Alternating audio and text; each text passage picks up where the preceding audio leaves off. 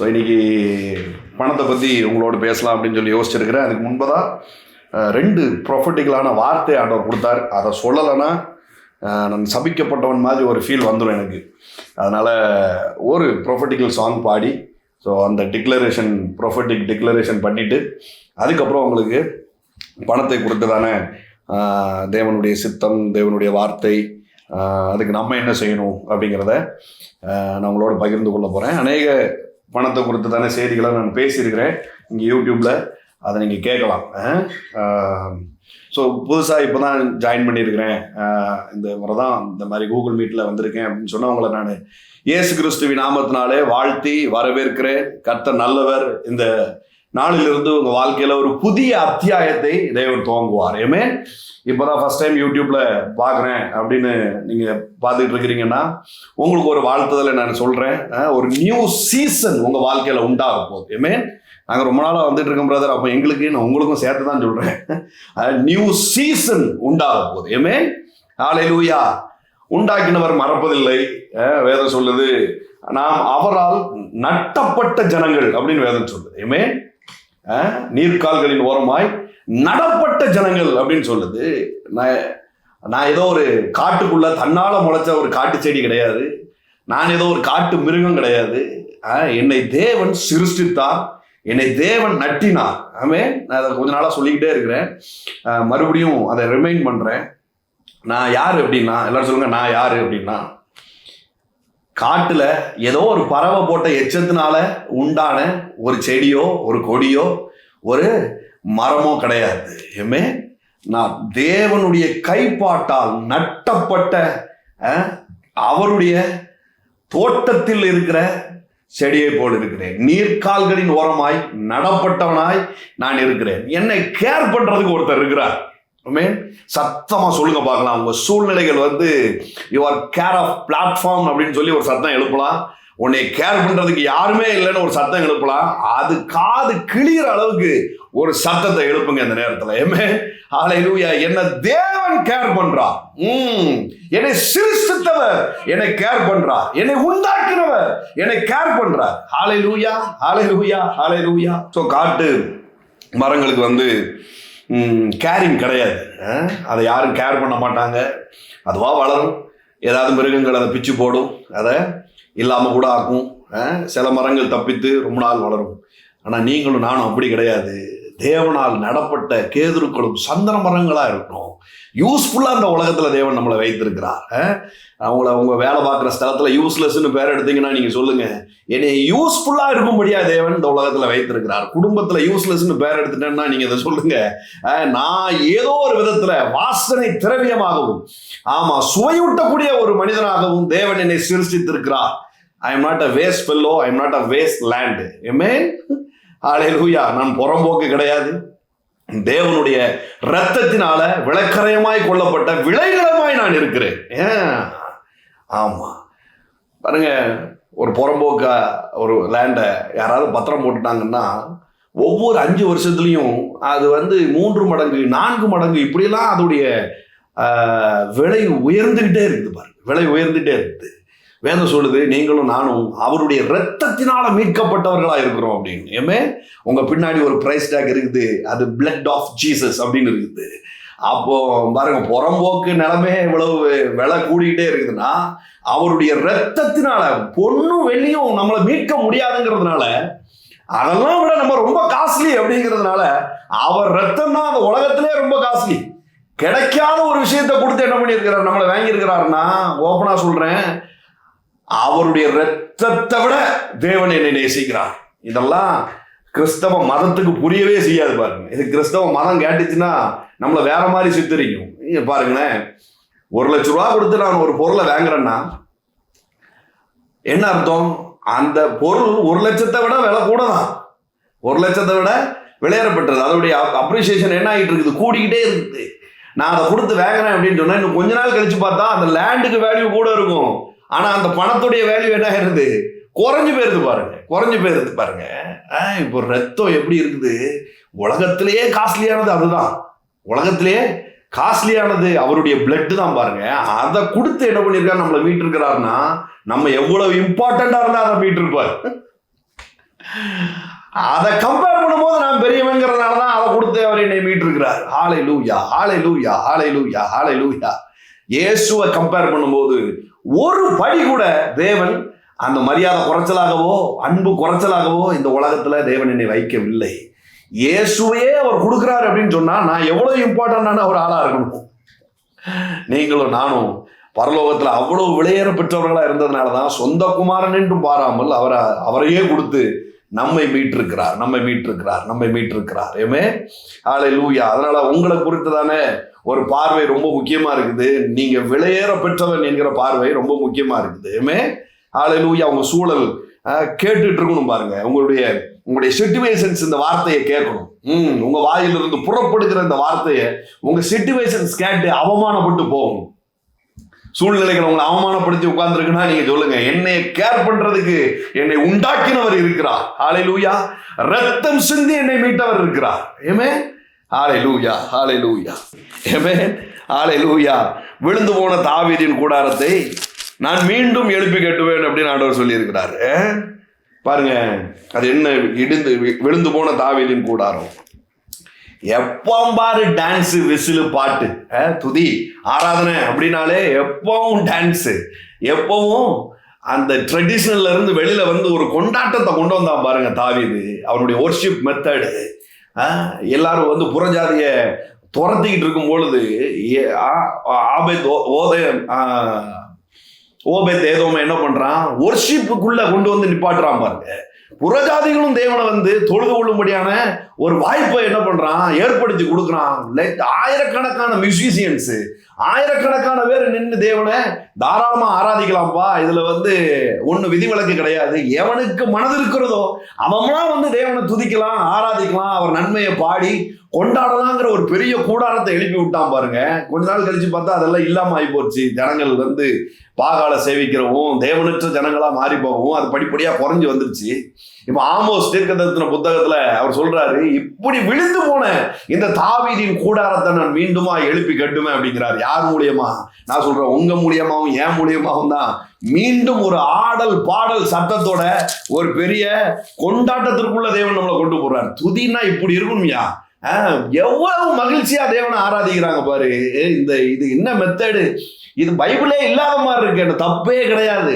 பைபிள்லயே இல்லாத மெத்தட்ல புது முறையா தேவாவியானவர்களை ஆராதிக்க சொன்னார்னா நீங்க தான் அதுக்கு பயோடியராகவே இருக்க போறீங்க. ஏமே இப்படிலாம் ஆராதிக்கலாமாங்க? எனக்கு தலையில நின்று ஆராதிக்கிறாங்க, தண்ணி அடிச்ச மாதிரி ஆராதிக்கிறாங்க. ஆமா ஆமா, அவர்ல நான் மெய் மறந்துட்டேன் அப்படின்னு சொன்னா, அவருக்குள்ள நான் மூழ்கிட்டேன் அப்படின்னு சொன்னா என் மெய் மறக்கும். ஐயோ, நீங்க நினைக்கிற மாதிரி கடுக்கால் அளவு முழங்கால் அளவு இல்லைங்க. அவர் அன்பை நினைச்சு பார்த்தா தான் வெறும் கடலுக்குள்ள ஒருத்தன் நீச்சல் தெரியாதவன் போய் விழுந்தா எப்படி இருக்குமோ அப்படிதாங்க என் ஆராதனை இருக்க போகுது. ஆமா, திணறிக்கிட்டே நான் ஆராதிக்க போறேன், மூச்சு திணறி நான் ஆராதிக்க போறேன். அதுதான் தாவீதின் கூடாரம் பாருங்க. ஏமே உண்மைக்கு சொல்ல போனா நான் ஒரு 2 தீர்க்க தரிசன வார்த்தையை நான் சொல்லிட்டு பணத்தை பத்தி பேசலாம் அப்படின்னு சொன்னேன் பாத்தீங்களா? அந்த வார்த்தையை தேவன் எனக்கு காட்டுறதுக்கு முன்னாடியே அந்த வார்த்தை இருக்குது.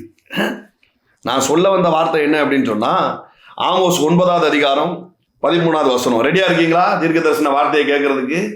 R you ready? Amen very good. Amos 9வது அதிகாரம். நான் வந்து சொல்ல வந்தது என்னன்னா 13வது வசனத்தை தான் தேவன் என்கிட்ட சொல்லதுக்கான சொன்ன வார்த்தையா நான் சொல்லலாம் அப்படின்னு யோசிச்சேன். பட் அதுக்கு முன்னாடி வசனத்தை பார்த்தா இப்போ நான் வொர்ஷிப் எடுக்கும்போது அந்த வசனம் ஞாபகம் வருது. 12வது வசனம் பாருங்க. ஆமோஸ் 9வது அதிகாரம் 12. அந்நாளில் விழுந்து போன தாவீதின் கூடாரத்தை நான் திரும்ப எடுப்பித்து அதன் திறப்புகளை அடைத்து அதில் பழுதாய் போனதை சீர்படுத்தி பூர்வ நாட்களில் இருந்தது போல அதை ஸ்தாபிப்பேன் என்று இதை செய்கிற கர்த்தர் சொல்லுகிறார். ஆமென், ஹல்லேலூயா. தாவீதின் விழுந்து போன கூடாரம் மறுபடியுமா உங்க மூலியமாவும் என் மூலியமாவும் எழும்ப போகுது. அப்படின்னா என்ன அர்த்தம்? தாவீது வாழ்ந்த ராஜரீக ஒரு வாழ்க்கை மீண்டுமாய் நம்ம மூலமா இந்த உலகத்துக்கு எடுத்து காட்டப்பட போகுது. ஏமே தாவீது சம்பாத்தியம் பண்ணினவைகளும் தாவீதினுடைய துதி ஆராதனையும் நம்ம மூலியமா எழும்பி இந்த உலகத்துக்கு செய்ய போகுது. ஏமே ஹல்லேலூயா. 13வது வசனம் பாருங்க. இதுதான் prophetic word. Just receive it in the name of Jesus. என்ன ஏதுன்னா கேள்வி கேட்காதீங்க, சொன்னா அப்படியே நம்புங்க. தீர்க்கதரிசிகளை நம்புங்கள், அப்பொழுது சித்தி பெறுவீர்கள். ப்ராஸ்பர் ஆவீங்க, செழிப்பீங்க அப்படின்னு வேதம் சொல்லிருச்சு. ஆமா, குருட்டுத்தனமா நம்பிடணும். இது என் வார்த்தை, இன்னைக்கு என் காதுல விழுந்திருக்குது, இது என்னுடையது, நான் என்ன செய்யறதுனால இது எனக்கு வருது அப்படின்லாம் யோசிக்கவே கூடாது. பாருங்க, நீங்க யாராவும் இருந்துட்டு போலாம்.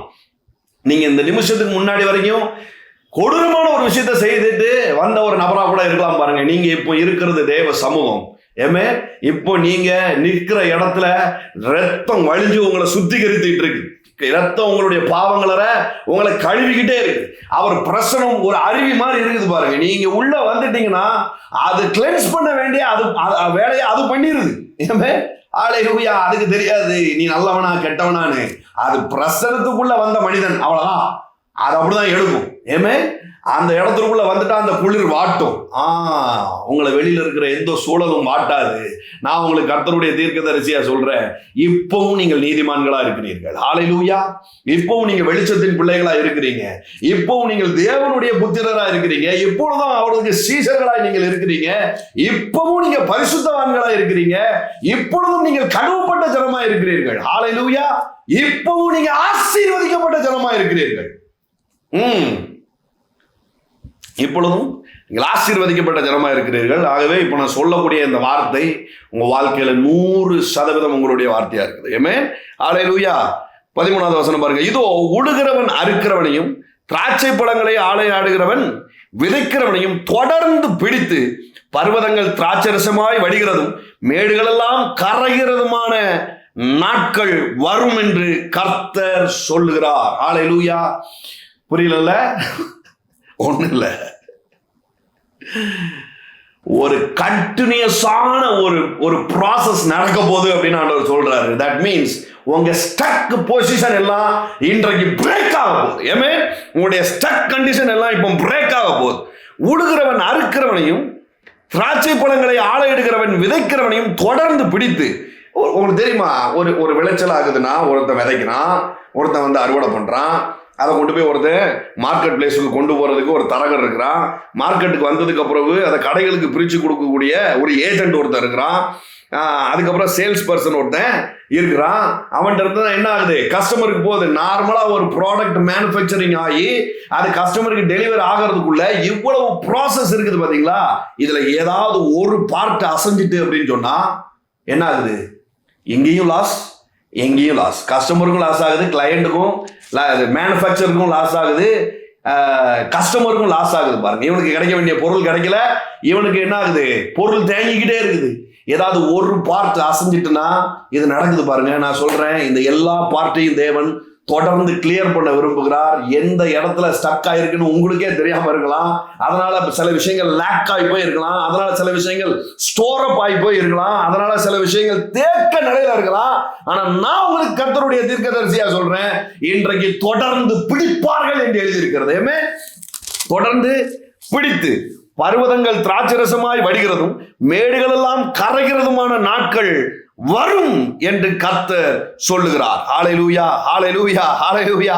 என் ஜனமாகிய இஸ்ரவேலின் சிறையிருப்பை திருப்புவேன். அவர்கள் பாழான நகரங்களை கட்டி அவைகளில் குடியிருந்து திராட்சை தோட்டங்களை நட்டி அவைகளுடைய பல ரசத்தை குடித்து தோட்டங்களை உண்டாக்கி அவைகளின் கனிகளை புசிப்பார்கள். ஆமென்.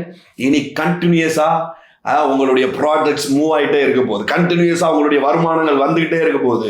கண்டினியூஸாக நீங்கள் நினச்சி முடிக்கணும்னு நினச்சி ஆரம்பித்த காரியங்களை முடிக்க போறீங்க. இதுக்கு இடையில மணி ப்ராப்ளம் இருக்கலாம், இதுக்கு இடையில வந்து மேனுவலான சில பிரச்சனைகள் இருக்கலாம், இதுக்கு இடையில பிசாசினுடைய காரியங்கள் ஏதாவது ஒன்று இருக்கலாம், இன்ட்ராக்ட் பண்ணியிருக்கலாம், டிஸ்டர்ப் பண்ணியிருக்கலாம். இன்றைக்கு அதையெல்லாம் ஸ்மூத் கண்டிஷன்ல மாறப்போகுது இயேசுவின் நாமத்தினால். Just receive it in the name of Jesus. Just receive it. 15வது வசனம் பாருங்க. அவர்களை அவர்கள் தேசத்திலே நாட்டுவேன். நான் அவர்களுக்கு கொடுத்த தேசத்திலிருந்து அவர்கள் இனி பிடுங்கி போடப்படுவதில்லை என்று உன் தேவனாகிய கர்த்தர் சொல்லுகிறார். ஹல்லேலூயா. நான் முதலே ஆரம்பிக்கும் போதே சொன்னேன், நட்டப்பட்டிருக்கிறோம். ஆமென். ஹல்லேலூயா. இனி ஒருத்தனும் உங்களை ஏமாற்ற முடியாது. இனி ஒருத்தனும் உங்க பொசிஷன்ல இருந்து உங்களை ஒருத்தனும் தள்ள முடியாது. உங்களுக்கு கிடைக்க வேண்டிய விஷயத்துல இருந்து ஒருவனும் உங்களை பிடுங்கி போட முடியாது. தேவன் நட்டி வைத்திருக்கிறார். ஆமென். ஹல்லேலூயா. 14வது வசனம் பாருங்க. என் ஜனமாகிய இஸ்ரவேலின் சிறையிருப்பை திருப்புவேன். அவர்கள் பாழாய் போன நகரங்களை கட்டி அவைகளில் குடியிருந்து திராட்சை தோட்டங்களை நட்டி அவைகளை பலரசத்தை குடித்து தோட்டங்களை உண்டாக்கி அவைகளின் கனிகளை புசிப்பார்கள். ஸோ மனுஷனுக்கு சில வேலைகளை தேவன் கொடுத்திருக்கிறார், சில சீடை ஆண்டவர் கொடுத்திருக்கிறார். This prophecy is for common to everyone. இதை நீங்க அப்படியே ரெசிவ் பண்ணிக்கோங்க. இனி தொடர்ந்து நடக்க போகுது. வேதம் சொல்லுது, நன்மையும் கிருபையும் உன்னை தொடரும். தேவனுக்கு இந்த தொடர்ச்சியான காரியங்கள் மீது ஒரு பெரிய ஆவல் இருக்குது பாருங்க. தொடர்ச்சியான காரியங்கள் மீது பெரிய ஆவல் இருக்குது. அவருக்கு ஸ்டக் பொசிஷன் பிடிக்காது, அவருக்கு ஸ்டக் கண்டிஷன் பிடிக்காது. எல்லாரும் சொல்லுவோமா, நான் தேக்க நிலையில இருக்கிறது அவருக்கு பிடிக்காது, நான் தேங்கி கிடப்பது அவருக்கு பிடிக்காது. டெட் சி அப்படின்னு பேர் இருக்குது, சவக்கடல் அப்படின்னு பேர் இருக்குது. பார்த்தீங்களா, ஏன் அதுக்கு சமம்னு பேர் வச்சாங்க? ஏன் அதுக்கு சாவுக்கடல் டெட் சி அப்படின்னு பேர் வச்சாங்க அப்படின்னா, அதுக்கு அவுட்புட்டே கிடையாது. அது ஒரு இடத்துல போய் ஒரு அருவி ஒரு தண்ணி ஓட்டம் ஒரு இடத்துல அப்படியே தேங்கியே நிற்குது. அதனால தான் அதுக்கு சமம்னு பேர் வச்சுருக்காங்க. அதில் மீன் உயிர் வாழாது, அதோடைய உப்புத்தன்மை ரொம்ப ஜாஸ்தியாக இருக்கும், அதோடைய தண்ணியுடைய டென்சிட்டியே ரொம்ப ஜாஸ்தியாக இருக்கும். சும்மா போய் படுத்தாலே மறந்துடலாம், அப்படி இருக்கும். யாரும் அதில் முங்கவே முடியாது. தேக்க நிலை தேவனுக்கு பிடிப்பதில்லை. நீ பரவி பாய்கிற ஆறை போல் இருப்பாய் அப்படிங்கிறார். ஹல்லேலூயா. நீ பரவி பாய்கிற ஆறை போல் இருப்பாய். குளத்தையும் குட்டையும் தேவன் முதல்ல ஆரம்பத்தில் உண்டு பண்ணதா வேதம் சொல்லவே இல்லை. அது சபிக்கப்பட்ட நிலமா ஆனதுனால என்ன ஆயிருது, எப்போவாது திடீர்னு மழை வருது, மழை வராமலும் இருந்துருது. அப்போ என்ன பண்ண வேண்டியிருக்குது, குளம் வெட்ட வேண்டியிருக்குது, அதுக்கப்புறம் சில காரியங்களை செய்ய வேண்டியிருக்குது, குட்டைகள் அங்கங்கே வைக்க வேண்டியிருக்கு, டேம் கட்ட வேண்டியிருக்குது, இந்த மாதிரியான காரியங்கள்லாம் நடத்த வேண்டியிருக்குது பாருங்க. ஆனால் அப்போ என்ன பண்ணுது, பனியும் பொய்யுது, பூமியின் ஊற்றுக்கண்கள் திறக்குது, தண்ணிக்கு ஒரு பிரச்சனையே இல்லாதபடி போய்கிட்டு இருக்குது. ஆண்டவர் என்ன பண்றாரு, நதிகளையும் ஆறுகளையும் உண்டு பண்ணி விட்டுருக்கிறாரு. அந்த ஏரியாவுக்கு கரெக்டா போய் சேரும்படியா என்ன பண்ணியிருக்கிறாரு, நதிகளையும் ஆறுகளையும் தேவன் உண்டு பண்ணினார் அப்படின்னு வேதம் சொல்லுது பாருங்க. அப்ப தேவனுடைய திட்டத்திலேயே ஒன்று இருக்குது, ஸ்டக் பொசிஷன்ல இருக்கிறது அவருக்கு பிடிக்காது. ஆபிரகாமை பார்த்த ஆண்டவர் என்ன சொல்றாரு, நீ பழுகி பெருகி பூமியை நிரப்பு, அப்படியே தேங்கி நீ நிக்க கூடாது. ஈசாக்கை பார்த்து என்ன சொல்றாரு, பழுகி பெருகி பூமியை நிரப்பு, அதை ஆண்டுகொள். எவனை பார்த்தாலும் ஆண்டவர் சொல்ற வார்த்தை என்ன, நீ பழுகி பெருகி பூமியை நிரப்பி அதை ஆண்டுகொள். அவர் அந்த பிளான்ல இருந்து எக்ஸிட் ஆகிறதே இல்லைங்க. ஹல்லேலூயா. அதே தான் உங்களை குறித்தும் தேவனுடைய பார்வையா இருக்குது. உங்களை குறித்து தேவனுடைய பார்வை என்ன, நீங்க இப்போ இருக்கிற இந்த ஸ்டக் கண்டிஷன்ல இருக்கிறது தேவனுக்கு பிரியம் கிடையாது. இது அவருடைய பிளான்ல கிடையாது, இது அவருடைய சித்தம் கிடையாது. பல வருஷமா ஒரே சம்பளத்தை தான் நீங்க வாங்கிட்டு இருக்கீங்கன்னா அதுல தேவனுடைய சித்தம் கிடையாது. இன்றைக்கு அதுல ஒரு பெரிய பிரேக் த்ரூவை நீங்க பார்க்க போறீங்க. ஹல்லேலூயா. இன்றைக்கு அந்த ஸ்டக் கண்டிஷன்ல இருந்து சிலருக்கு இது ஸ்டக் கண்டிஷனே புரியலன்னா பிரச்சனை பாருங்க. காம்ப்ரமைசிங்கோட நீங்க வாழ்ந்துகிட்டு இருக்கிறீங்க. மற்றவங்களை கம்பேர் பண்ணி சிலர் தப்பா கம்பேர் பண்ணுவாங்க. இன்னைக்கே போய் அமெரிக்காவுக்கு டிக்கெட்டை போடு, ஆப்பிரிக்காவுக்கு டிக்கெட்டை போடு, ஃப்ளைட் டிக்கெட்டை போடு, இருக்கிற சொத்தெல்லாம் விற்று BMW கார் வாங்கிறேன், அவன் வாங்கிட்டான், நம்ம வாங்கணும் அப்படின்ட்டு. அது டோட்டலி ராங். அது எப்படி டோட்டலி ராங்கோ அதே மாதிரி நான் சொல்றேன், நம்மளுக்கு கீழே எத்தனை பேர் இருக்கிறாங்கன்னு பாரு, அவங்கள பார்க்கும்போது நம்ம நல்லா இருக்கும் அப்படின்னு சொல்லி அந்த காம்ப்ரமைஸோடையே வாழ்ந்துட்டு இருக்கிறதும் 100% தப்பான ஒரு விஷயமா இருக்குது. இல்லை, தேவன் அதை விரும்புறது இல்லை. நன்றி உள்ளவர்களா இருக்கணும், அதுல எந்த வித மாற்றமும் இல்லை. ஆனா அதே நிலையில நீங்க இருக்கணும்னு ஒரு நாளும் தேவன் சொல்லவே இல்லை. தொடர்ந்து பிடிப்பான். எல்லாரும் சொல்லுங்க, தொடர்ந்து பிடிப்பான். ஆமா, திராட்சரசம் வழிந்து ஓடணும் அப்படிங்கிறார். தண்ணி வழிந்து ஓடுறது இருக்கும்யா, ஆறு வழிந்து ஓடுறது, ஓயினே திராட்சை ரசமே அப்படி வழிந்து ஓடட்டுமே அப்படிங்கிறாரு. ஹல்லேலூயா. அதனால நீங்க கோடி கோடியா பணம் வச்சிருக்கிறத பத்தி தேவனுக்கு ஒரு பிரச்சனையும் இல்லை. 10,000 கையில வச்சுட்டு இறுக்கி பிதுக்கி கண்ணுமொழி பிதுங்கி எப்பா அதை வாங்கி தாங்கப்பான்னு கேட்டாலே இருதயம் படபடத்துட்டு வாயை மூடிட்டு சும்மா அப்படின்னு சொல்ற அளவுக்கு ஒரு கண்டிஷன்ல நீங்க இருக்கிறீங்கன்னா, நீங்க வெறுக்கிறத விட உங்க மனைவி வெறுக்கிறத விட தேவன் அதை வெறுக்கிறார். நீங்க கை குளிர செலவு பண்ணணும்னு ஆண்டவர் விரும்புகிறார். ஹல்லேலூயா. நான் அனுபவிப்பதற்கு சகலவித நன்மைகளையும் சம்பூரணமாய் தருகிற தேவன். Come on, declare it with me. நான் அனுபவிப்பதற்கு, நான் லக்ஸரியா வாழ்வதற்கு. கூச்சப்படாதீங்க, இதை கொடுத்து ஷேம் ஆகாதீங்க. அதுதான் பெரிய தப்பு. இதை குறித்து ஒரு மாதிரி ஒரு கில்ட்டி கான்சியஸ் உள்ள வந்துருச்சுன்னா அது பிசாசினுடைய எண்ணம், அது மதத்தின் ஆவி. இப்படிப்பட்ட மதத்தின் ஆவி இயேசுவின் நாமத்தினால வெளியேறட்டும் உங்க வாழ்க்கையில இருந்து. நான் அனுபவிப்பதற்கு நான் அனுபவிப்பதற்கு சகல வித நன்மைகளையும் சம்பூரணமாய் தருகிற தேவன். சகலவித நன்மைகளை சம்பூரணமாய் தருகிற தேவன். சகலவித நன்மைகளை சம்பூரணமாய் தருகிற தேவன். நீங்க பொருளாதார செழிப்புக்குள்ள வர்றதற்கான ஒரு 3 விஷயம் இருக்கு. அதை தான் நீங்க நான் உங்களுக்கு சொல்ல போறேன். முதல் விஷயம், நீங்கள் அறிக்கை செய்வது. நீங்க அறிக்கை செய்வது. எல்லாரும் சொல்லுங்க, ஃபர்ஸ்ட் கன்ஃபெஷன். சில நேரத்தில் வந்து பாலை உண்ணத்தக்கவர்களாகவே இருக்கீங்களடா, மாம்சத்தை உண்ணத்தக்க குமாரர்களா நீங்க வாங்க அப்படின்னு சொல்லி ஆண்டவர் கால் பண்றாரு. பட் சம் சிச்சுவேஷன்ல பவுலே சொல்றாரு, போட்ட அஸ்திபாரத்தை மறுபடி போடுறதை பத்தி எனக்கு ஒரு பிரச்சனை இல்லைப்பா, ஆனால் அப்படி போடுறது நல்லா இருக்கும்னு நான் நினைக்கிறேன் அப்படிங்கிறாரு. பெரிய பெரிய கார்பரேட் கம்பெனிகளில் monthly meetings, weekly meetings, yearly மீட்டிங்லாம் போடுவாங்க. அதெல்லாம் போட்டு என்ன பேசுவாங்க அப்படின்னு நீங்கள் கேட்டிங்கன்னா, ஃபஸ்ட்டு மீட்டிங்கில் ஒருத்தர் அட்டன் பண்ணியிருப்பார் இல்லையா, அவர் 10 வருஷம் கழிச்சும் அதே ஒரு மீட்டிங்கு அட்டன் பண்ணுவார். 10 வருஷத்துக்கு முன்னாடி என்ன பேசிக் இன்ஸ்ட்ரக்ஷன் கொடுத்தாங்களோ அதே தான் 10 வருஷம் கழிச்சு இன்ஸ்ட்ரக்ஷனாக கொடுப்பாங்க. பேசிக் செட் ஆஃப் ரூல்ஸ்னு ஒன்று இருக்கு, அதை சொல்லுவாங்க. அதை தான் என்ன பண்ணுவாங்க, 10 வருஷமா சொல்லிட்டு இருப்பாங்க. பார்த்தா 10 வருஷத்துக்கு முன்னாடி இருந்த அந்த கம்பெனி 10 வருஷம் கழிச்சு பார்த்தா பல மடங்கு வளர்ந்துருக்கும், 100 மடங்கு வளர்ந்துருக்கும், 1000 மடங்கு கூட வளர்ந்துருக்க வாய்ப்பு இருக்கு. ஏன்னா இந்த அடித்தளத்தை மிஸ் பண்ணிடவே கூடாது. பாருங்க, இந்த அடித்தளத்தை மிஸ் பண்ணிட்டோம்னா எதன் மூலியமா இந்த ரட்சிப்புக்குள்ள நம்ம வந்தோம் அதை எப்பவுமே மைண்ட்ல வச்சுட்டே இருக்கணும். பாருங்க, இருதயத்துல விசுவாசித்து வாயினாலே அறிக்கை செய்து தான் இந்த ரட்சிப்புக்குள்ளே வந்தோம். எத்தனை பேர் இருதயத்துல விசுவாசித்து வாயினால அறிக்கை செய்றீங்க? இல்ல வாயில சூடு போட்டுருவேன்னு யாரும் உங்கள்கிட்ட வந்து சொன்னாங்களா? வில்லு எடுத்து வாய்க்குள்ள விட்டுருவேன், அதனால ஒழுங்கா இப்ப கன்ஃபோஸ் பண்றியா இல்லையா அப்படின்னு சொல்லி யாரும் பிடிச்சவங்கள பண்ண வச்சாங்களா?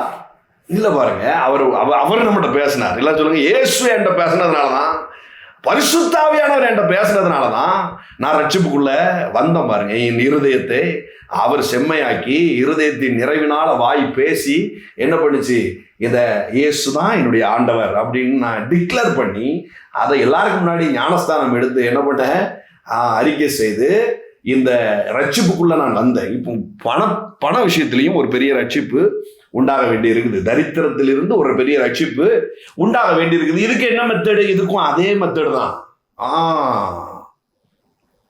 இதுக்கும் அதே மெத்தடு தான். சந்தேகப்படாமல் இருதயத்தில் விசுவாசத்தை என்ன பண்ண வேண்டியிருக்குது, அறிக்கை பண்ண வேண்டியிருக்குது. First confession. எல்லாம் சொல்லுங்க, பொருளாதாரத்தை குறித்து அறிக்கை செய்வது மிக மிக முக்கியமான ஒரு விஷயமா இருக்குது. 10 கோடி 15 கோடின்னு சொல்றதுக்கு பணக்காரர்கள் கூச்சப்படுவதில்லை அப்படின்னு நம்ம தப்பா நினைச்சுக்கிட்டு இருக்கோம். அவன் பணக்காரனா ஆகிறதுக்கு முன்பதாகவே இந்த கோடிக்கணக்கில் பேசுறதுக்கு அவன் கூச்சப்படுவதில்லை. அதனாலதான் அவன் பணக்காரனா போய் உட்கார்ந்துருக்கிறான். பிரின்சிபல் எல்லாருக்குமே காமன். பாருங்க, இயேசுவை ஏற்றுக்கொண்டவனுக்கும் இயேசுவை ஏற்றுக்கொள்ளாதவனுக்கும் பணம் குறித்ததானே, சம்பாத்தியத்தை குறித்ததானே விஷயங்கள் காமன். பாருங்க, காமன். இயேசுனுடைய பிரின்சிபலை எடுத்து இயேசு எனக்கு வேண்டாம், ஆனா இந்த பிரின்சிபல் எனக்கு போதும் அப்படின்னு சொல்லி கூட நம்மளால பணக்காரன் ஆக முடியும். நிச்சயமா ஆக முடியும்.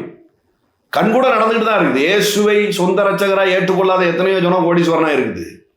ஆனா ஏன் இதை இப்போ நம்ம எடுத்து பிரசங்கம் பண்ண வேண்டி இருக்குதுன்னா, சில மத பிரசங்கங்கள் உள்ள பூந்து என்ன பண்ணிருச்சு, பொண்ணும் வேண்டாம், பொருளும் வேண்டாம், வீடும் வேண்டாம், நாடும் வேண்டாம், எதுவுமே வேண்டாம், எவனோ ஆட்சி பண்ணிட்டு போறான், எவனோ ஒருத்தன் என்னவோ செஞ்சுட்டு போறான், நம்ம என்றைக்கு உள்ள அப்பத்தை எனக்கு பூசிக்க தாரமாண்டவரே அப்படின்னு சொல்லிட்டு என்ன பண்ணிட்டோம், மதத்தின் ஆவி உள்ள பூந்து பிரசங்கத்தையே குளறுபடி பண்ணி வச்சதுனால இப்ப அதை திரும்ப எடுத்து கட்ட வேண்டியது இருக்குது. அந்த தாவீதின் கூடாரத்தை மீண்டுமாய் எழுப்பி கட்ட வேண்டியிருக்குது. ஏன்னா ஆமோஸ் தீர்க்கதரிசனம் சொல்லிருச்சு, ஒரு கூட்டம் ஜனம் வந்து என்ன பண்ண வருது, பாழான நகரங்களை கட்டி அவைகளை நாட்டி அவைகளின் பலரசத்தை குடித்து இப்போ என்ன பண்ண வேண்டியிருக்குது, இடிச்சு வச்சதை எடுத்து கட்ட வேண்டியிருக்குது. அதனாலதான் கிறிஸ்தவர்களுக்கு பணத்தை கொடுத்ததான பிரசங்கத்தை இன்னைக்கு பண்ண வேண்டிய சூழல் வந்துருச்சு.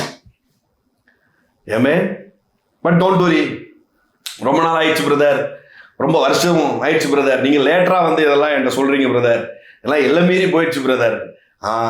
எல்லாம் கைவிடப்பட்ட நிலையம் ஆயிடுச்சா, எல்லாமே கம்ப்ளீட்டா சோழி முடிஞ்சிருச்சா, இனி நீங்க செல்ஃப் எடுக்கிறதுக்கு உங்களுக்கு ஒண்ணுமே முடியாம ஆயிடுச்சா, ரொம்ப சந்தோஷம். இதுதான் கர்த்தர் 100% இறங்கி வேலை செய்யக்கூடிய நேரம்.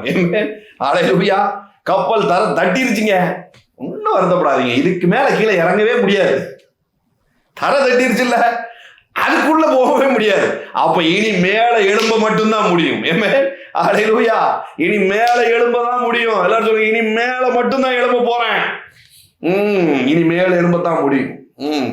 Glory to be the living God. So, பணத்தை குறித்ததான வார்த்தைகளை நீங்கள் அறிக்கை செய்வதில் ஒருபோதும் உங்களுக்கு கூச்சம் இருக்கக்கூடாது. அதுதான் முதல் விஷயமா இருக்கு. முதல் விஷயமே என்னது? அறிக்கை செய்தல். அது அறிக்கை என்ன பண்ணுது? இருதயத்தில் விசுவாசிக்க வாயினாலே அறிக்கை செய்ய வேண்டி இருக்குது. இருதயத்தில் விசுவாசிக்கிறத வாயினால அறிக்கை செய்யலாம். அறிக்கை செய்யறதுனால உள்ளுக்குள்ள ஒரு விசுவாசம் வளரும். பாருங்க, இந்த ரெண்டுமே முக்கியம். ஹார்ட் ஃபுல்லாகி வாய் நிறைய பேசுறது ஒன்று இருக்குது, பேசி பேசி ஹார்ட்டை ஃபில் பண்றதுன்னு ஒன்று இருக்குது. உன் ஆத்மா வாழ்வது போல நீ எல்லாவற்றிலும் வாழ்ந்து சுகமாய் இருப்பாய். ஆத்மாவை வாழ வைக்கிறதுக்கான வழி என்ன? வாயினால அறிக்கை செய்கிறது. அதனால சொல்லுங்க பார்க்கலாம். ஐமீன், நல்ல ரெடி ஆகிட்டீங்களா? இப்படி கூணி உட்காராதீங்க. நல்ல அப்படி கம்பீரமா ராஜரீக கம்பீரத்தோட உட்கார போறீங்க. ஏன்னா விழுந்து போன தாவீதின் கூடாரத்தை எழுமணும்னா முதல்ல நம்ம தாவீது மாதிரி இருக்க கத்துக்கிடணும். கால் மேல காலை போட்டு உட்கார கத்துக்கிடணும். கெத்தா உட்கார கத்துக்கிடணும். ஆமா, எப்பவும் சீக்க வந்த கோழி மாதிரி உட்காரத. ஆமா, எங்க போனாலும் கழுத்து அப்படியே தொங்கி போய் நிற்கிறத முதல்ல அவாய்ட் பண்ணும். பாருங்க, அப்படி நிமிர்ந்து நில்லுங்க.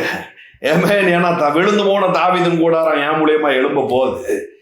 நான் ராஜரீக அபிஷேகத்தோட நான் இருக்கிறேன். கெத்தா உட்காரணும். பாருங்க, ஒரு இடத்துக்கு போனா உட்கார்ந்து இருக்கிற ஸ்டைலை பார்த்தே காஃபியை கொண்டு வந்து கையில கொடுத்துடணும். கொடுத்த காஃபியை பிடிக்கிட்டு போற மாதிரி உட்கார்ந்துருக்க கூடாது.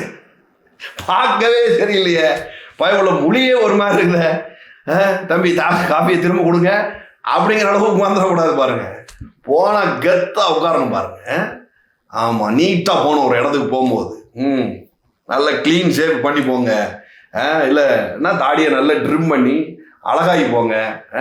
இல்லை நான் என்ன மாதிரி கொஞ்சம் கொஞ்சம் அங்கங்கே வெள்ளை விட்டாலும் கொஞ்சம் லட்சணமாக இருக்குது, சூப்பராக இருக்குது அப்படின்னா அப்படி அந்த மாதிரி மெயின்டைன் பண்ணிட்டு போங்க. போகும்போது அப்படி கெத்தாக போகணும். பாருங்க, நான் ஓப்பனாக சொல்லட்டா, இந்த நான் போட்டிருக்க இந்த ஷர்ட்டு கிட்டத்தட்ட 5 வருஷத்துக்கு முன்னாடி எடுத்தது. ஆனால் நல்ல விலை உயர்ந்த சட்டையாக இருக்கிறதுனால 5 இயர்ஸ் நான் போட்டாலும் புதுச்சட்டை மாதிரியே இருக்குது. பாரு எப்படி கெத்தாக மெயின்டைன் பண்ணுறேன்னா, அதுக்காக நான் புதுச்சட்டை வாங்காமலாம் இல்லை. சரியா, 5 வருஷத்துக்கு முன்னாடி வச்சிருந்த சட்டை இன்ன வரைக்கும் போட்டு நடக்காரு. பாவம், பரம ஏழை பொழுதுன்னு நினைச்சுக்கிடாதீங்க. பூசி முழுக தெரியணும். பாருங்க, இது போட்டிருக்க சட்டை பழசா இருந்தாலும் வெளில தெரியாத அளவுக்கு முக பாவனைகளை வச்சுட்டு என்ன பண்ணணும்? உட்காரணும். பாருங்க, ரிச், நான் ஐஸ்வர்யவான். I am rich. Come on say I am rich. நான் மிகவும் நேசிக்கிற தி கிரேட் பாப்பா ஊபர்ட் ஏஞ்சல் இப்படி சொல்றாரு. அவருக்கு சைக்கிள் வாங்கவே வைக்கலாத நேரத்தில் அவருடைய சேர்ல உட்காந்து அவர் சொல்லுவாராம், Mercedes Benz cometh in the name of Jesus. Mercedes Benz E-Class cometh in the name of Jesus. இப்படியே சொல்லுவாராம். பாருங்க, ஹல்லேலூயா. உங்களுக்கு என்ன வேணுமோ உங்க சேர்ல உட்காந்து கால் மேல காலை போட்டு நீங்க கால் பண்ணுங்க. ஹல்லேலூயா. கால் மேல காலை போட்டு எனக்கு கால் பண்ணிடாதீங்க, அதனால ஒரு பிரயோஜனமும் இல்லை. கால் மேல காலை போட்டு என்ன வேணுமோ அதை கால் பண்ணுங்க இயேசுவின் நாமத்தினால. ஏன்னா அவர் சொல்லி இருக்கிறாரு, என் நாமத்தின் நிமித்தம் நீ எதை கேட்டாலும் குமாரனில் பிதா மகிமைப்படும்படியாக அதை உனக்கு சப்ளை பண்ணுவேன் அப்படின்னு சொல்லி இருக்கிறார். அதை கேளுங்க. அல்லேலூயா. ஸோ பணத்தை குறித்து தானே மெயினான ஒரு விஷயம் நீங்கள் அறிக்கை செய்வது. 2வது ஒரு விஷயம் இருக்குது. இது இட்ஸ் வெரி காமன். இது இந்த வார்த்தையை நான் சொல்லும் பொழுது உங்களுக்கு ஒரு மாதிரி சலிப்பு வந்துட்டு அப்படின்னு சொன்னா, இந்த வெளிச்சம் எனக்கு வேண்டாம் அப்படின்னு நீங்க முடிவெடுத்துட்டீங்கன்னா, நீங்கள் கர்த்தர் நிமித்தமாய் ஐஸ்வர்யவான் ஆகிறது, கர்த்தருக்காக ஐஸ்வர்யவான் ஆகிறது, கர்த்தருடைய பிளான்ல ஐஸ்வர்யவான் ஆகிறது, ஒரு நோக்கத்திற்கென்று நீங்கள் ஐஸ்வர்யவான் ஆகிறது, இது எல்லாமே டேமேஜ் ஆகிப்போம். இப்ப நான் அடுத்து சொல்ல வேண்டிய ஒரு காரியம், ஏன்னா வேதம் சொல்லுது கர்த்தரை திருடலாம் அப்படிங்குது. கர்த்தரை திருடிடலாம் அப்படின்னு சொல்லுது. என்னங்க, கர்த்தர்கிட்ட இருந்து திருட முடியுமாங்க? அவரே ஊரையும் நாட்டையும் காக்கிறவராச்சுங்க, அவர்கிட்ட இருந்து திருட முடியுமா? ஆமா, திருட முடியும் அப்படின்னு வேதம் சொல்லுது. பாருங்க, மல்கியா 3ஆம் அதிகாரம் 8வது வசனம் பாருங்க. மனுஷன் தேவனை வஞ்சிக்கலாமா? இதுல வஞ்சிக்கலாமா அப்படின்னு வந்திருக்கு பாத்தீங்களா? இது இங்கிலீஷ்ல ரோப் அப்படின்னு வந்திருக்கு, வழிப்பறி அப்படின்னு வந்திருக்கு. கர்த்தர் இடத்துல வழிப்பறி செய்யலாம் அப்படின்னு வந்திருக்கு. Will a man rob God? Yet ye have robbed me. நீங்களோ என்னை வஞ்சிக்கிறீர்கள், நீங்களோ என்ன வழிப்பறி பண்ணிட்டீங்க அப்படிங்கிறார். எதனாலே உண்மை வஞ்சித்தோம் என்கிறீர்கள். But ye say wherein have we robbed thee? ஆண்டவர் ஆன்சர் பண்றாரு, தசம பாகத்திலும் காணிக்கைகளிலும் தானே. கொடுக்கறத பத்தி ஒரு வெளிச்சம் உங்களுக்குள்ள வராம பெருக்கத்திற்குள்ள போறது அப்படிங்கிறது கர்த்தருக்குள்ள நடக்காத ஒரு காரியம். ஸோ இந்த பற்றியதான வெளிச்சம் எனக்கு வேண்டாம், கொடுக்கறத பற்றி எனக்கு ஒரு பெரிய வெளிச்சம் வேண்டாம், எனக்கு அதில் நம்பிக்கை இல்லை, எனக்கு அது வேண்டாங்க, எனக்கு கொடுக்கறதுனாலே ரொம்ப கஷ்டமாக இருக்குங்க, கொடுக்கறத பற்றி பேசினாலே எனக்கு எரிச்சல் வருது அப்படின்னு உங்களுக்குள்ள தோணிச்சு அப்படின்னு சொன்னால், கர்த்தருக்குள்ள சில காரியங்களை பெருக்கத்திற்குள்ளே போகிறது மிக மிக கடினம். அப்படி போக முடியாது. ஸோ மெயின் திங் கர்த்தர் நிமித்தமாய் நீங்கள் ஆசீர்வதிக்கப்படணும்னு விரும்புறீங்க, கர்த்தருடைய ஆசீர்வாதத்தில் நீங்கள் பெருக்கத்துக்கு நேராக பயணிக்கணும்னு நீங்கள் விரும்புறீங்க அப்படின்னு சொன்னால், அதில் முதல்ல தேவன் கொடுத்துருக்கிற ஒரு விஷயம் என்ன அப்படின்னு சொன்னால், தசம பாகமும் காணிக்கையும். உங்களுடைய விளைவின் முதல் பலனினால நீங்கள் தேவனை கனம் பண்ணுங்கள் அப்படின்னு வேதம் போதிக்கும். பாருங்க, everything is in the seed form. தேவன் எல்லாவற்றையும் ஒரு விதையின் வடிவில் தான் வைத்திருக்கிறார். ஈவன் ஒய்ஃப், ஈவன் ஹஸ்பண்ட், கடைக்கு போய் 1 கிலோ மாம்பழம் கொடு அப்படின்னு சொல்லி கேட்கும் பொழுது கடைக்காரன் மாங்கொட்டையை மட்டும் எடுத்து கையில் கொடுத்தான்னு வச்சுக்கோங்களேன், சீடை தூக்கி கையில் கொடுக்குறான், விதையை தூக்கி கையில் கொடுக்குறான் அப்படின்னு சொன்னால் எப்படி இருக்கும் பாருங்க. ஏய், நான் கேட்டது மாம்பழம்டா, அதுதான் அப்படின்னு சொல்லி கையில் கொடுத்தா எப்படி இருக்கும் பாருங்க. இப்போ அப்படிதான் இருக்கு. எப்படி கடைக்காரனை வெறிக்க பார்ப்போமோ அந்த மாதிரி தான் இப்போ மனைவியும் கணவனையும் கையில் வச்சுக்கிட்டு என்ன பண்ணுறோம், கர்த்தரை வெறிக்க பார்த்துக்கிட்டு இருக்கோம். நான் கேட்டது பட் அவர் எனக்கு கொடுத்தது அப்படின்னு 2 வீடியோ போட்டுட்டு இருக்கோம். நான் கேட்டது, அவர் எனக்கு கொடுத்தது. எக்ஸ்பெக்டேஷன் விசஸ் ரியாலிட்டிலேயே வாழ்க்கை நிறைய போயிட்டு, நான் எக்ஸ்பெக்ட் பண்ணது இப்படிங்க, ஆனால் எனக்கு கிடைச்சது இப்படிங்க அப்படின்னு நிறையா போய்கிட்டு இருக்கு பாருங்க. ஒரு விஷயத்தை விளங்கிக்கிடணும் பாருங்க. உங்கள் ஒய்ஃபோ உங்கள் ஹஸ்பண்டோ சீடு, எல்லாரும் சொல்லுங்க சீடு. அதை நீங்கள் கல்டிவேட் பண்ணா, அதை முறையாக கையாண்டா, அதை நீங்கள் விதைச்சா, அதை தண்ணி ஊற்றினா, அதை நீங்கள் பாதுகாத்தா என்ன ஆக முடியுது, அதுல இருந்து வெளியேறப்பட்ட நீங்கள் எதிர்பார்த்த மாம்பழம் 1 கிலோ இல்லைங்க, டன்னா சீசனுக்கு சீசன் உங்கள் கையில் கிடச்சிக்கிட்டே இருக்கக்கூடிய ஒரு கிருபை உண்டாயிருக்கிறது. ஆமென். இப்போ என்ன நடக்குது, கிருபை என்ன செய்யுது, அதை கல்டிவேட் பண்ணக்கூடிய ஞானத்தையும் அதை கல்டிவேட் பண்ணக்கூடிய பலனையும் அது உங்களுக்கு கொடுக்கிறதா இருக்குது பாருங்க. இன்றைக்கு அந்த கிரேஸ் உங்க மேல ஃப்ளோ ஆக போகுது. ஆமென். ஹல்லேலூயா. நாட் ஒன்லி மணி, உங்க ஃபேமிலியை கல்டிவேட் பண்ணக்கூடிய ஒரு கிருபை உங்களுக்கு கொடுக்கப்பட்டிருக்கிறது. அது இன்னைக்கு ஆக்டிவேட் ஆக போகுது. How many of you believe? Amen. அது ஆக்டிவேட் ஆக போகுது. அதான் சொல்லுங்க, அது ஆக்டிவேட் ஆக போகுது. ஸோ மெயின் திங் நான் சொன்னேன், confuse. Second thing, tithe and offering.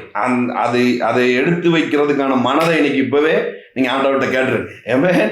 ஹல்லேலூயா. இது வரைக்கும் நான் அப்படி பண்ணி பழக்கம் இல்லை, நான் எப்படியோ போய்கிட்டு இருக்கேன் அப்படின்னு சொன்னா அப்படியே தான் போய்கிட்டு இருக்கணும். இல்லை, இது இட்ஸ் மெயின் திங்.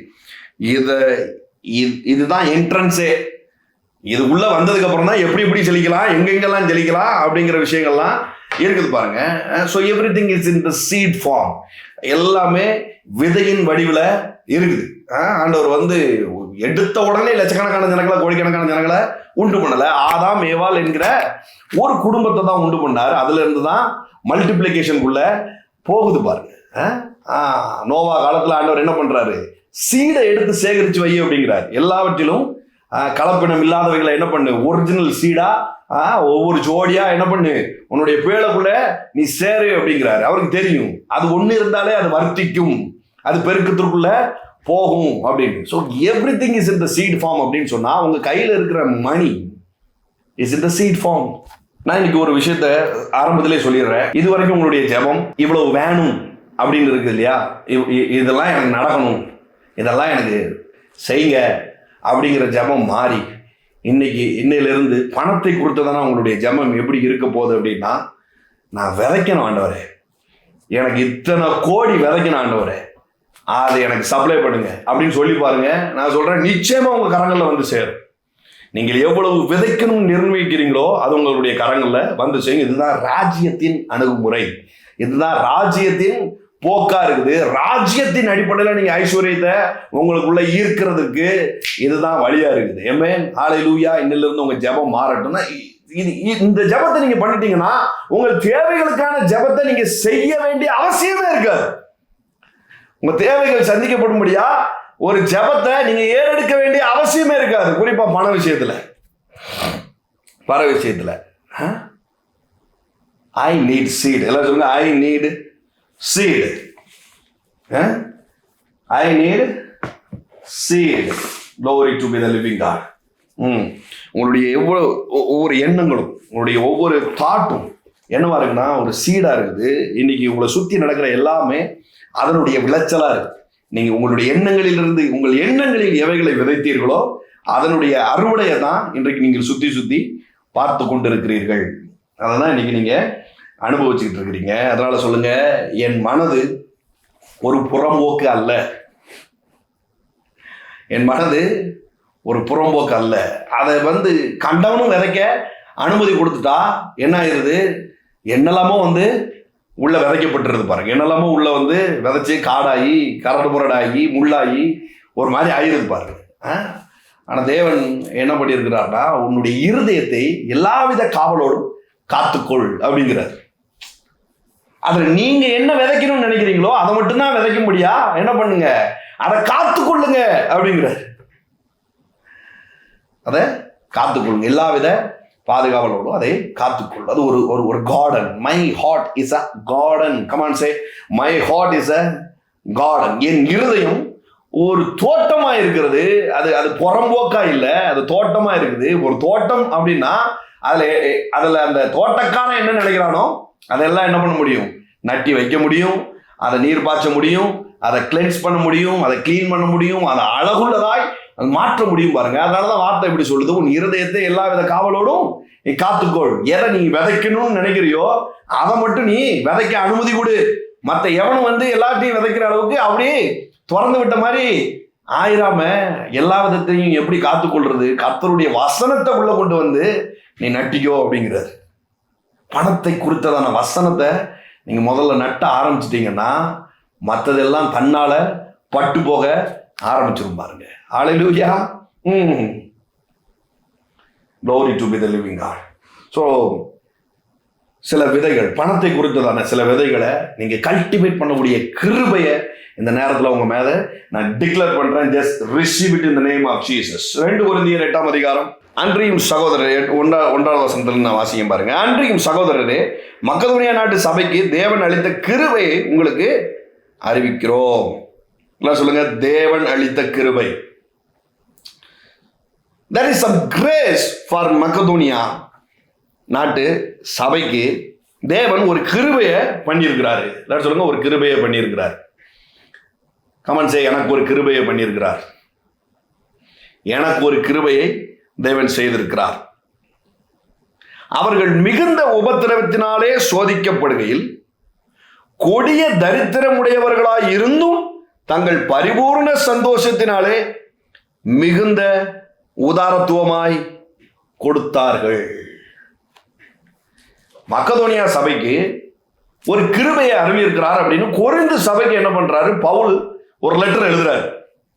மக்கதோனியா சபைக்கு ஒரு கிருபை இருக்குதுப்பா, ஒரு கிருபையை ஆண்டவர் கொடுத்திருக்கிறாரு. அவங்கெல்லாம் என்ன பண்றாங்கன்னா, மிகுந்த உபத்திரவத்தினாலே சோதிக்கப்படும் போது கூட, கொடிய தரித்திரமுடையவர்களாக இருக்கும் போது கூட தங்கள் பரிபூர்ண சந்தோஷத்தினாலே மிகுந்த உதாரத்துவமாய் கொடுத்தார்கள். எல்லாம் சொல்லுங்க, மிகுந்த உதாரத்துவமாய் கொடுத்தார்கள். அவங்களுடைய தரித்திரத்தின் நேரத்திலையும் அவங்களுடைய இல்லாத நேரத்திலையும் ஒரு கிருபை அவங்களுக்குள்ள போய் ஒரு செயல்பாடை உண்டாகி இருக்குது. அவங்களை ரிச் ஆக்கக்கூடிய ஒரு கிருபை அவங்களுக்குள்ள செயல்பட ஆரம்பித்திருக்குது. அது என்னன்னா, உதாரத்துவமாய் மனமகிழ்ச்சியாய் கொடுக்கக்கூடிய ஒரு கிருபையை தேவன் அவர்களுக்கு கொடுத்தார் அப்படின்னு சொல்லி எழுதியிருக்கு.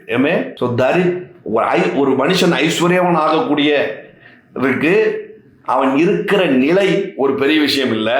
எல்லாம் சொல்லுங்க, நான் ஐஸ்வர்யவன் ஆகிறதுக்கு நான் இப்ப இருக்கிற நிலை ஒரு பெரிய விஷயமே இல்லை. மனமகிழ்ச்சியாய் கொடுப்பதற்கு எனக்கு ஒரு கிருபை இருந்ததுன்னா நான் ஐஸ்வர்யவன் ஆகிறதற்கு ஒரு தடையும் இல்லை. ஆமென். ஹல்லேலூயா. 3வது வசனம் பாருங்க. மேலும் அவர்கள் தங்கள் திராணிக்கு தக்கதாகவும் தங்கள் திராணிக்கு மிஞ்சியும் கொடுக்க தாங்களே மனதுள்ளவர்களாய் இருந்தார்கள் என்பதற்கு நாங்கள் சாட்சிகளாய் இருக்கிறேன். தங்கள் உபகாரத்தையும் பரிசுத்தவான்களுக்கு செய்யப்படும் தர்ம ஊழியத்தின் பங்கையும் நாங்கள் ஏற்றுக்கொள்ளும்படி அவர்கள் எங்களை மிகவும் வேண்டிக் கொண்டார்கள். மேலும் நாங்கள் நினைத்தபடி மாத்திரம் கொடாமல் தேவனுடைய சித்தத்தினாலே முன்பு தங்களை தாமே கர்த்தருக்கும் பின்பு எங்களுக்கும் ஒப்பு கொடுத்தார்கள். கர்த்தருக்கு மட்டும் இல்லப்பா, அவங்க எங்களுக்கும் கொடுத்தாங்க. எப்பேற்பட்ட சூழலை கொடுத்தாங்க? அவங்களுடைய தரித்திரமான சூழ்நிலையிலையும் உபத்திரவத்தின் மத்தியிலையும் மனமகிழ்ச்சியாய் அவர்கள் கொடுத்தார்கள். எப்படி கொடுத்தாங்க அப்படிங்கிறது முதல் வசனத்திலே சொல்லிருச்சு. மக்கதுனியா சபைக்கு ஒரு கிருபை ஒன்று செயல்பட்டது. அந்த கிருபை அவர்களை கொடுக்கிறவர்களாய் மாற்றினது.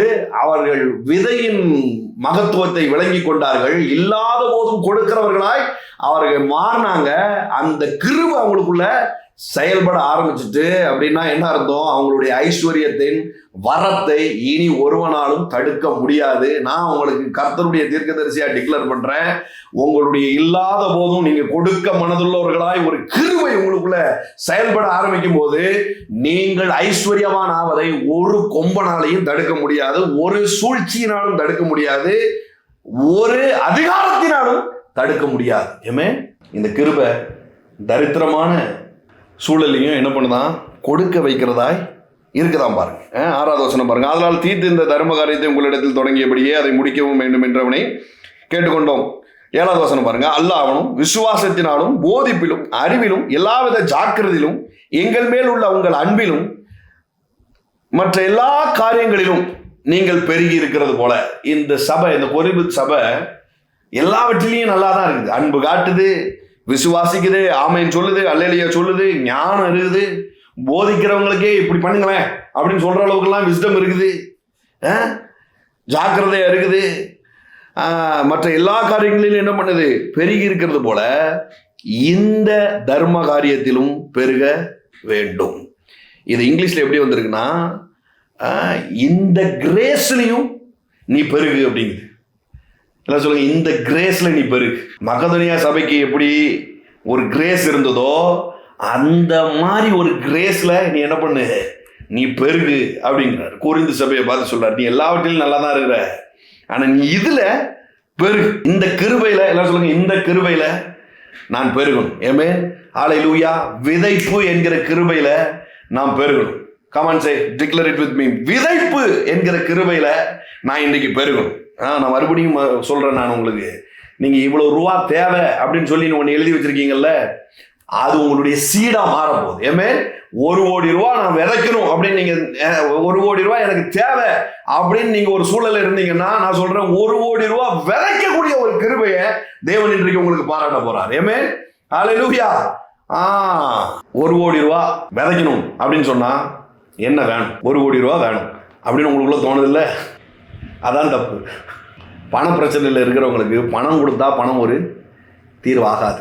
பணம் கொடுத்தா அது ஒரு தீர்வாகாது. அது இன்னும் பிரச்சனையை தான் கொடுக்கும். இன்னும் பிரச்சனையை தான் கொடுக்கும். நோய் இருக்கிறவனுக்கு இன்னொரு 4 நோயை கொடுப்போம் அப்படின்னா எப்படி இருக்கும்? அது இன்னும் பிரச்சனையை தான் கொண்டு கொடுக்கும். அபியூஸ் பண்ணப்பட்ட ஆட்களுக்கு அந்த மாதிரி நபர்களாக பக்கத்தில் நிப்பாட்டி விடுவோம் அப்படின்னா எப்படி இருக்கும்? அது இன்னும் பெரிய பிரச்சனை தான் கொண்டு வரும் பாருங்க. அந்த மாதிரி 1 கோடி ரூபா தேவைப்படுற இடத்துல 1 கோடி ரூபாயை கொடுத்தா அது இன்னும் பெரிய பிரச்சனையை தான் கொடுக்கும். அதனாலதான் தேவன் அதை கொடுக்கறது இல்லை. தேவன் என்ன பண்றாரு? சீட் ஃபார்ம்ல அதை கொடுக்குறாரு. நீ என்றென்றைக்கும் ஐஸ்வர்யவானா இருக்கும். இந்த பிரச்சனையில இருந்து வெளியில வந்து இன்னொரு பிரச்சனையில, நீ ஒரு பண பிரச்சனையில மறுபடியும் நீ சிக்க கூடாது. அதுல தேவன் ரொம்ப உன்னிப்பாயும் ரொம்ப தீவிரமாயும் இருக்கிறார் பாருங்க. ஏமே ஹல்லேலூயா. எல்லாரும் சொல்லுங்க, கொடுக்கிற கிருபை. ஆமே, கொடுக்கிற கிருபை. இதை நான் கட்டளையாக சொல்லாமல் மற்றவர்களுடைய ஜாக்கிரதை கொண்டு உங்கள் அன்பின் உண்மையை சோதிக்கும் பொருட்டே நான் சொல்லுகிறேன். நம்முடைய கர்த்தராகிய இயேசு கிறிஸ்துவின் கிருபையை அறிந்திருக்கிறீர்களே. எல்லாரும் சொல்லுங்க, கர்த்தராகிய இயேசு கிறிஸ்துவின் கிருபையை அறிந்திருக்கிறீர்களே. எந்த கிருபையை முதல்ல பேச ஆரம்பிக்கிறாரு? மக்கதோனியா சபைக்கு ஒரு கிருபை கொடுக்கப்பட்டது. அது என்ன கிருபை? மிகுந்த தரித்திரத்தின் நேரத்திலையும் அவங்களுக்கு அவங்க ஐஸ்வர்யவான்கள் ஆகும்படி ஒரு கிருபையை தேவன் அவங்களுக்குள்ள ஆக்டிவேட் பண்ணி விட்டாரு. அவங்க என்ன பண்ணாங்க? தரித்திர நேரத்திலையும் மன உற்சாகமாயும் மகிழ்ச்சியாகவும் என்ன பண்றாங்க? அவங்க கொடுக்க ஆரம்பிச்சுட்டாங்கப்பா. அதே கிருபைய நீங்களும் அனுபவிக்கணும் நான் ஆசைப்படுறேன். அதுக்காகவே ஒரு ஆளெல்லாம் அனுப்பிச்சு விட்டுருக்கேன். அவங்க உண்மை தன்மையை சோதிக்கும்படியா இது நடக்கட்டும் அப்படின்னு சொல்லிட்டு அந்த அந்த கொடுக்கிற கிருபையை பேசிட்டு இருக்கிறவரு இப்ப சொல்றாரு, கிறிஸ்து இயேசுவினுடைய எல்லாம் சொல்லுங்க, கர்த்தராகிய இயேசு கிறிஸ்துவின் கிருபையை அறிந்திருக்கிறீர்களே, அவர் ஐஸ்வர்யம் உள்ளவராய் இருந்தும் நீங்கள் அவருடைய தரித்திரத்தினாலே ஐஸ்வர்யவானாகும்படி உங்கள் நிமித்தம் தரித்திரர் ஆனாரே. அந்த கிரேஸ் உடைய ஆக்டிவிட்டிஸ் என்னன்னு உங்களுக்கு தெரியுதா அப்படின்னு சொல்லிட்டு இதை சொல்றாரு. இயேசு கிறிஸ்துவினுடைய கிருபையை அறிந்திருக்கிறீர்களே, அவர் ஐஸ்வர்யம் உள்ளவராய் இருந்தும் என்ன பண்றாரு, உங்க தரித்திரத்தை அவர் ஏற்றுக்கொண்டு உங்களை ஐஸ்வர்யவனாகும்படி ஒரு கிருபை பாராட்டினார்ல.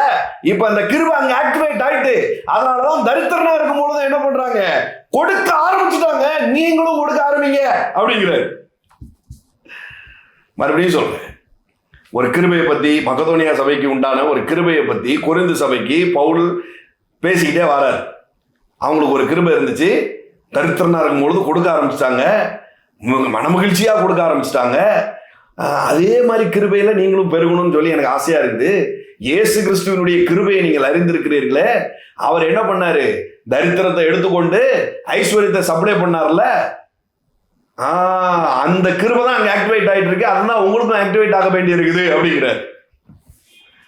Amen. How many of you believe? Come on, confess it with me. அவர் ஐஸ்வர்யம் உள்ளவராயிருந்தும் நான் அவருடைய தரித்திரத்தினாலே ஐஸ்வர்யவனாகும்படி என் நிமித்தம் தரித்திரர் ஆனாரே. இதெல்லாம் கையை தட்டி ரிசீவ் பண்ணணுங்க. விசில் அடிச்சு ஊனு கத்தி ரிசீவ் பண்ணணும். என் தரித்திரம் என்னைக்கோ சிலுவையில் செத்துருச்சு. நான் இருக்கிற சூழ்நிலை தரித்திரம் அல்ல, நான் இருக்கிற நிலைப்பாடு அது என்னுடைய தரித்திர வாழ்க்கை அல்ல. நான் இப்பொழுது மனமகிழ்ச்சியாய் கொடுக்கக்கூடிய கிருபை எனக்குள்ள வந்துட்டதுனால நான் இப்பவே ஐஸ்வர்யவானா இருக்கிறேன். அந்த சிலுவை கொடுத்ததானே அந்த கிருபை எனக்குள்ள இறங்கட்டும் இயேசுவின் நாமத்தினால. அது மாத்திருது பாருங்க. அந்த தரித்திரத்தை அவர் ஏற்று சுமந்து தூய்த்தாருங்கிறதுக்கான அங்கீகாரமா என்ன ஆகுது, நான் கொடுக்கிறவனாய் மாறுகிறேன்.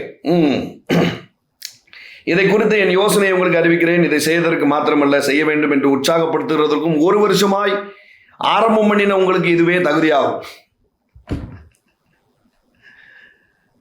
ஒரு வருஷமா பிளான் பண்ணிக்கிட்டே இருக்கானுங்களாம், கொடுக்கணும் கொடுக்கணும் கொடுக்கணும் கொடுக்கணும்ட்டு. ஆனா ஒன்னும் செஞ்ச பாடு இல்லை. அதனாலதான் தீத்துன்னு ஒருத்தனை அனுப்பிச்சு விட்டுறேன்டா, நீ பிளானை கடைசி வரைக்கும் எக்ஸிக்யூட்டிவா பண்ண மாட்டேங்க, கொடுக்கணுங்கிற ஒரு நாள் கொடுக்க மாட்டேங்க, உனக்கு ஒரு கிருபை வரட்டும் அப்படின்னு தான் இவ்வளவு பேச்சு பேசுறாரு பவுல். எத்தனை பேர் உங்க ஊழியத்துக்கு லட்சக்கணக்கில் கொடுக்கணும்னு நினைக்கிறேன் பிரதர் அப்படின்னு என்கிட்டே சொல்லியிருப்பாங்க தெரியுமா? ஒரு ரூபா கூட கொடுத்தது கிடையாது. பவுலுக்கும் அதே நிலைமை. ஒரு வருஷமா இந்தா தரேன் உங்க ஊழியத்தை அப்படி தாங்க போறேன் இப்படி தாங்க போறேன்னு சொல்லிக்கிட்டே இருக்கானோ தவிர செய்ய மாட்டேங்கன்னு சொல்லி லெட்டரை எழுதிட்டாரு. அதுதான் அந்த லெட்டரு. ஆள் அனுப்பிச்சு விடுத உனக்கு அப்படின்ட்டாரு.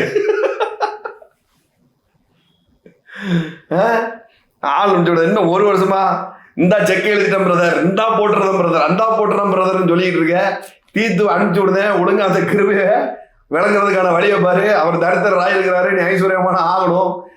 ஒரு வருஷமா டகாஜி வேலைலாம் ஏன்ட்ட காட்டிட்டு இருக்காரு அப்படின்ட்டு தான் சொல்றேன். நான் ஒரு யோசனையா சொல்லுதேன், அன்பா சொல்லுதேன் அப்படிங்கிறாரு.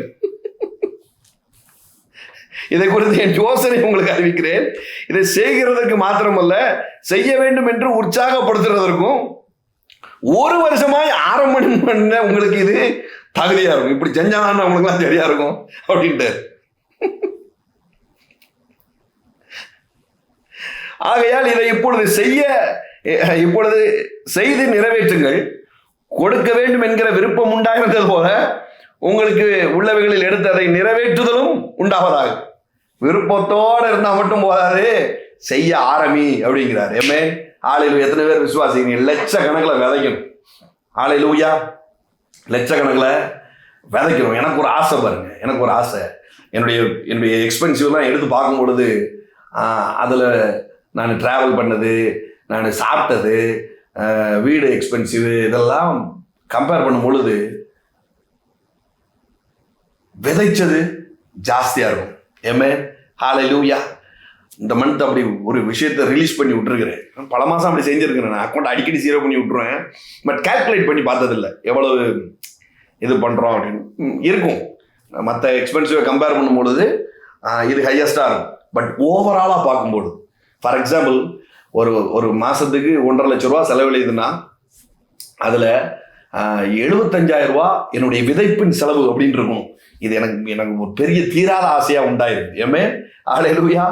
1.5 லட்ச ரூபா செலவாகுது மந்த்லி. போன மாதம் கம்பேர் பண்ணும்போது 1.5 லட்ச ரூபா செலவு பண்ணியிருக்குது. சரி, என்ன செலவு பண்ணோம் அப்படின்னு பார்த்தா 75,000 ரூபா விதைச்சோம்.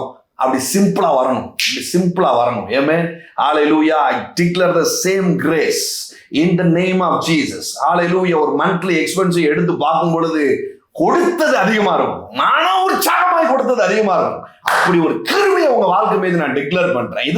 இதுதான் தரித்திரத்தை உடைச்சு கிழிச்சு வெளியேறதுக்கான முதல் படியா இருக்கு. இதை உடைச்சிட்டோம் அப்படின்னு சொன்னா வரும் பாருங்க, போற இடத்துலலாம் வந்து குவியுங்க. காலுக்குள்ளையும் கைக்குள்ளேயும் வந்து குவியும். இது நடக்க போகுது. இதை பார்த்து கொண்டிருக்கிற உங்களுடைய ஒவ்வொருத்தர் வாழ்க்கையிலையும் இந்த கிரேஸ் நடக்க போகுது. ஒரு வருஷமா கொடுக்கணும்னு பிளான் பண்ணிட்டு இருக்கோம், கொடுக்க மாட்டேங்க அப்படின்னு சொல்லி தான் என்ன பண்றாரு, விருப்பம் மட்டும் இருந்தா போதாதுப்பா, செய்ய ஆரம்பி அப்படிங்கிறார். ஏமே, 1 கோடி ரூபா விதைக்கணும்னு ஆசைப்பட்டிருக்கீங்களா? 1000 ஆரம்பிங்க. நான் இன்னும் பெருசாக லட்சங்களை கூட நான் இன்னும் பார்க்க ஆரம்பிக்கல பாருங்க. லட்சங்களை நான் பெருசாக ஒன்றும் விதைக்க ஆரம்பிக்கல. ஆனால் இந்த மந்த் அது நடக்கும். ஏமே ஹல்லேலூயா. உங்களுக்கும் நடக்கும். ஐ டிக்ரீ இன் தி நேம் ஆஃப் ஜீசஸ். லட்சங்களை விதைக்க போறோம். லட்சங்களை கொடுக்கிறவர்களா. 9வது அதிகாரம் பாருங்க.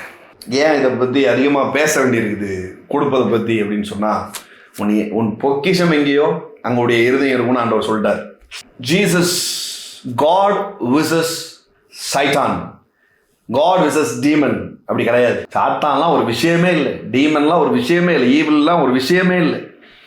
பிசாசு தேவனுக்கு நிகராய் நிற்கக்கூடியவன் அப்படின்னு வேதம் எங்கேயுமே சொல்லலை. கர்த்தருக்கு ஈக்குவலா உலகத்தில் ஒன்று சொல்லப்படுதே, ஆனால் அது பணம். 2 எஜமானுக்கு ஊழியம் செய்யாத அப்படின்னு சொல்லுது இல்லையா? யாருக்காவது ஒருத்தர் தான் ஊழியம் பண்ணணும். அப்போ இன்னொன்று உனக்கு ஊழியம் பண்ணணும். நீ பணத்துக்கு ஊழியம் பண்ணிட்டன்னா கர்த்தர் உனக்கு ஊழியம் பண்ண வேண்டியதாகும், பகைக்க வேண்டியதாகும் இருக்கு. நீ கர்த்தருக்கு ஊழியம் பண்ணிட்ட அப்படின்னு சொன்னா பணம் உனக்கு ஊழியம் பண்ணும். ஏமே ஹல்லேலூயா. எல்லாம் சொல்லுங்க, நான் கர்த்தருடைய ஊழியக்காரன். நான் கையை தட்டி கொண்டாடுங்க, நான் கர்த்தருடைய ஊழியக்காரன். பணம் எனக்கு வேலை செய்யும், பணம் எனக்கு ஊழியம் பண்ணும். நான் கர்த்தருக்கு ஊழியம் பண்ணுகிறவன், பணம் எனக்கு ஊழியம் பண்ணும். ஸ்டுவார்ட்ஷிப்புங்கிறது இதில் தான் வருது பாருங்க. உக்ரானத்துவங்கிறது இதில் தான் வருது பாருங்க. லவ் காட், யூஸ் மணி.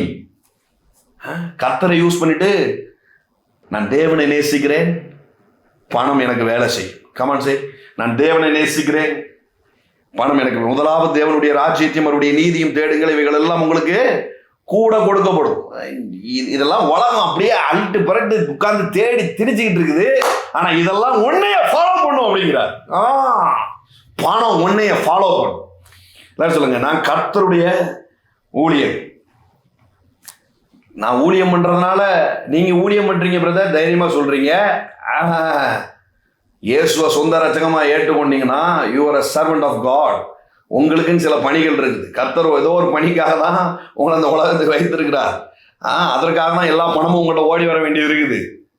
அதனால தைரியமா சொல்லுங்க, நான் கர்த்தருடைய ஊழியக்காரன், நான் கர்த்தரை நேசிக்கிறவன், பணம் எனக்கு வேலைக்காரன், பணம் எனக்கு பயன்படும், பணத்தை நான் கையாளுவேன், அதை வேலை வாங்குவேன். Money serves me, I serve God. Come on, say, money serves me, I serve God. I seek God, money seeks me. இவைகளெல்லாம் உங்களை சீக் பண்ணும், உங்களுக்கு கூட கொடுக்கப்படும், உங்களை அது சேவிக்கும். நான் தேவனை தேடும் பொழுது அது என்னை தேடும். பணம் என்னை தேடும், நான் பணத்தை தேட மாட்டேன். பணம் என்னை தேடும். எல்லாம் சொல்லுங்க, பணம் என்னை தேடும். Money will seek me. Money will seek you. அது உங்களை தேடும், பணம் உங்களை தேடி வரும். விதைப்பதற்கு உண்டான ஒரு கிருபையை வாழ்க்கையில் நான் டிக்ளேர் பண்ணியிருக்கிறேன் இயேசுவின் நாமத்தினால். ஹல்லேலூயா. 2 கொரிந்தியர் 8:10-11 வாசிச்சோம் இல்லையா? விருப்பத்திற்கு மட்டும் இல்லை, ஆசைக்கு மட்டும் இல்லை, கொடுக்கிறதற்கும் ஒரு கிருபை உங்க வாழ்க்கையில் இன்றைக்கு ஆக்டிவேட் ஆகட்டும் இயேசுவின் நாமத்தினால. 9வது அதிகாரம் பாருங்க, 2வது வசனம் பாருங்க. உங்கள் மன விருப்பத்தை அறிந்திருக்கிறேன். ஆகாயாவில் உள்ளவர்கள் 1 வருஷமாக ஆயத்தமாய் இருக்கிறார்கள் என்று நான் மக்கதுனியருடனே சொல்லி உங்களை புகழ்ந்தேனே. அதாவது மக்கதுனியால பார்த்தா கஷ்டத்துல கூட அப்படி கொடுக்கானோடா அப்படின்னு கொரிந்து சபைக்கு சொல்லிட்டு, கொரிந்து சபைக்கு என்ன சொல்றாருன்னா, லே உங்களை பத்தி அந்த மக்கதுனியாக்காரனோட சொல்லியிருக்கேன், 1 வருஷ காலமா எவ்வளோ ஆவலா இருக்கானோ தெரியுமா கொடுக்கறதுக்கு அப்படின்னு அங்க ஒரு பிட்டை போட்டிருக்காரு. அப்படிதான் ஆரம்பிச்சது 8வது அதிகாரம். மக்கோதனியா நாட்டில் ஒரு கிருபை இருந்ததுப்பா, அங்க உள்ளவன் எப்படி உதாரணத்துவமா கொடுக்கான்னு தெரியுமா, தரித்திரனா இருந்தா கூட அப்படின்னு சொல்லிவிட்டு 9வது அதிகாரத்தை சொல்றாரு, இல்லை உன்னைய பத்தி அங்க அப்படிதான் சொல்லியிருக்கேன் அப்படிங்கிறார். கொரிந்து சபையில ஆகாயில 1 வருஷமா கொடுக்கறதுக்காண்டி எப்படி வெயிட்டிங்ல இருக்கானோ தெரியுமா அப்படின்னு அங்க ஒரு பிட்டை போட்டிருக்காரு பாருங்க. இது எவ்வளவு என்ன ஒரு டெகாலிட்டி. உங்களை பத்தி அண்ணா மாதிரி அடிச்சு விட்டுருக்கேன், உங்களை புகழ்ந்தேனே, உங்கள் ஜாக்கிரதை அநேகர் எழுப்பி விட்டு இது இப்படி சொன்னதுனால அங்க நிறைய பேர் அப்போ அந்த ஊருக்காரன் அப்படி கொடுக்கானா அப்படின்லாம் சொல்லி சில்லறை சதற விட்டுருக்கான். அதை ஓப்பனாவே சொல்லிட்டாரு பவுல். உங்கள் ஜாக்கிரதை அநேகரை எழுப்பி விட்டதும் உண்டு.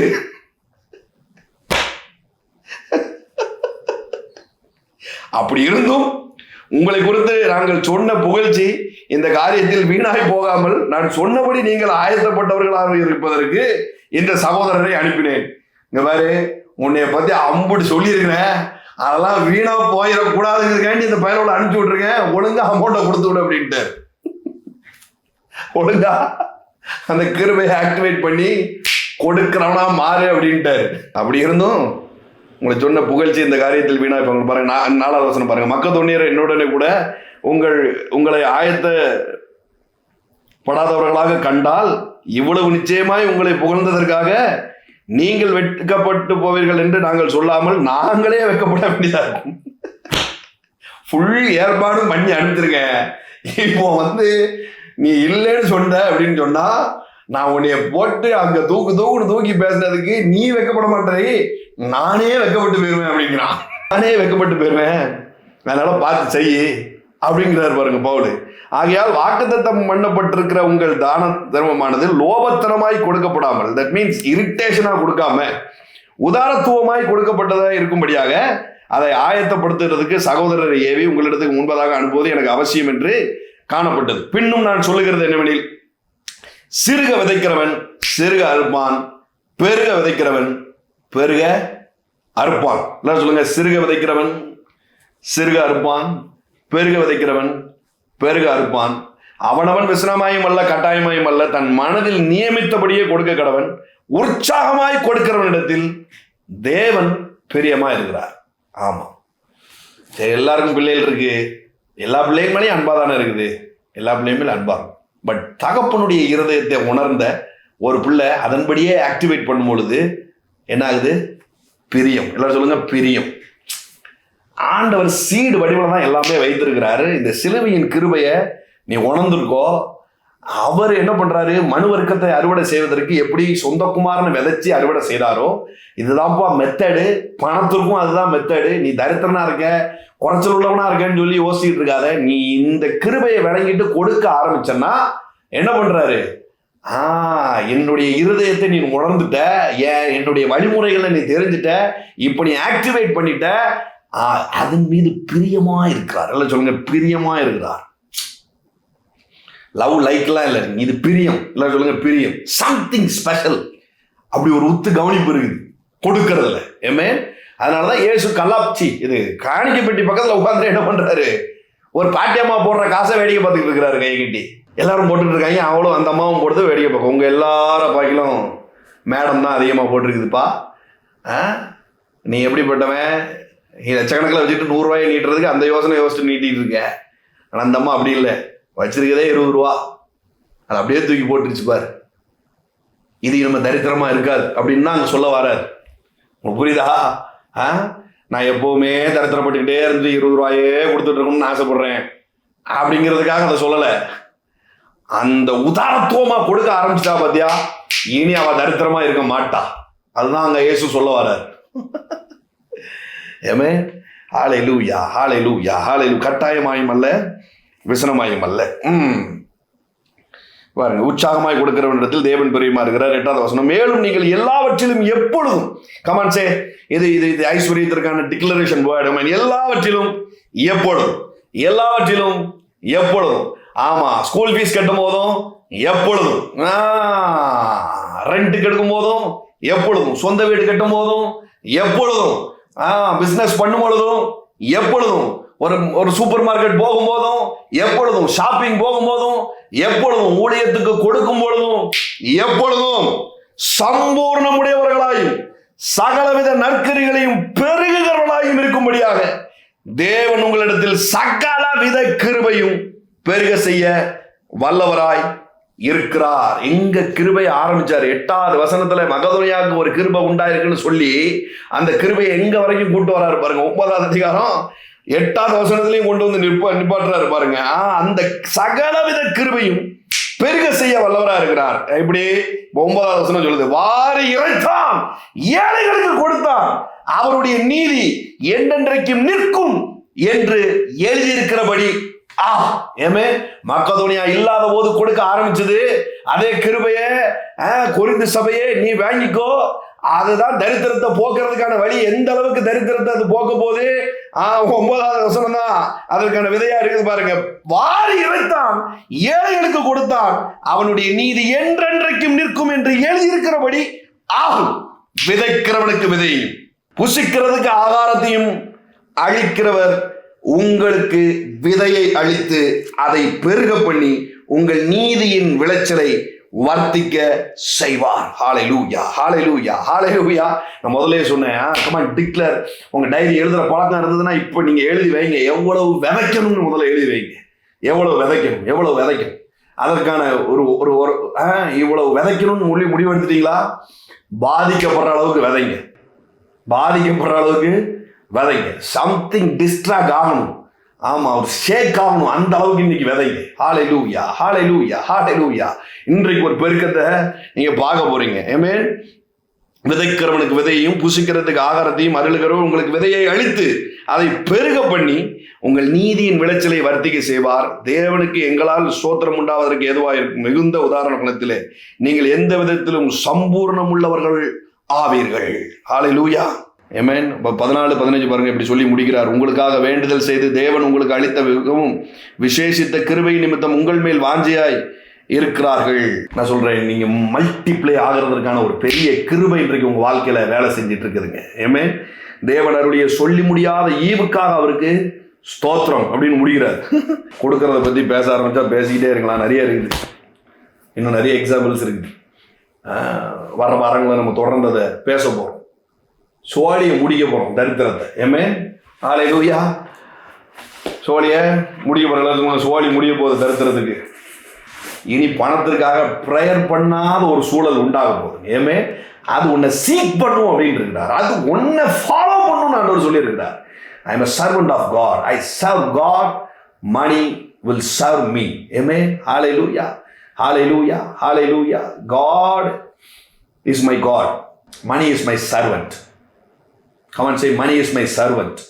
அது எனக்காக வேலை செய்ய போகுது. இந்த நாள்ல உங்க தரித்திரத்தை உடைக்கும்படியாய் உதாரத்துவமா நீங்க இப்ப கொடுக்க போறீங்க. ஏமே, உதாரத்துவமா கொடுக்க போறீங்க.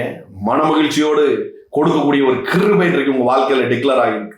Just receive it in the name of Jesus. Thank you, Lord. Father, விதைத்த ஒவ்வொருத்தரையும் இந்த நாள் இந்த விதையின் அர்த்தத்தை புரிந்து இந்த வெளிச்சத்தோடு விதைத்த ஒவ்வொருத்தரையும் நான் பிளஸ் பண்றேன். இனி இவங்க தரித்திரமா இருக்க முடியாது. இனி இவங்க கர்த்தாவே, ஆமா டாடி, ஆமா டாடி, ஆமா டாடி, ஆமா, இந்த ஈவுக்காக நன்றி சொல்கிறேன். இவங்க என்ன நிர்ணயித்து எழுதி வைத்து விதைத்தார்களோ அதையே விதையா நீங்க கையில கொடுக்குறீங்கப்பா. விதைக்கிறவனுக்கு விதையும் ஆகாரத்தையும். ஏமே, அதுவே தைத்தா இருக்க போகுது. அதுதான் இனி உங்களுடைய மந்த்லி தைத்தா இருக்க போகுது டாடி. எத்தனை லட்சம் எழுதுனாங்களோ, எத்தனை கோடி எழுதுனாங்களோ, அது மந்த்லி தைத்தா இருக்க போகுது. ஆமா டாடி, ஆமா டாடி, ஆமா டாடி. நீங்கள் சொன்னதை உறுதிப்படுத்துகிற தேவன். இவ்வளவு விசேஷித்த கிருபையை நீர் அருளி இருக்கிறீர். ஆமாப்பா, ஆமாப்பா. அதற்காக நன்றி சொல்றோம். விதைத்த ஒவ்வொருத்தரையும் கனப்படுத்துவீர். பொருளாதாரத்தில் ஒரு பெரிய விருத்தியை உங்க வாழ்க்கையில் நீங்க கட்டளையிடுறீங்க. இயேசுவின் நாமத்தினால பிதாவே, ஆமென்.